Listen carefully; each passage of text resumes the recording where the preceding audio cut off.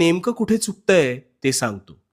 मन लावून शेवटपर्यंत अगदी शांत चित्ताने ऐक. तुझी पहिली सगळ्यात मोठी चूक म्हणजे तुला वाटतं आहे, अजून वेळ आहे, उद्यापासून करतो, पण तो उद्या उजाडत नाही. आणि दुसरी चूक म्हणजे हाती घेतलेल्या गोष्टीच्या मुळाशी न जाता अर्धवट ज्ञानाने तू गोष्टी करायला जातोस. बघ, विचार करून बघ, तुझं तुलाच कळेल.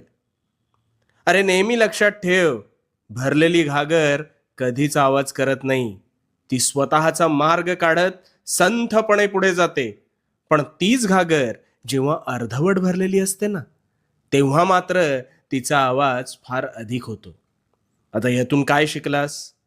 आधी पूर्ण ज्ञान मिळवण्यावर लक्ष केंद्रित करायचं.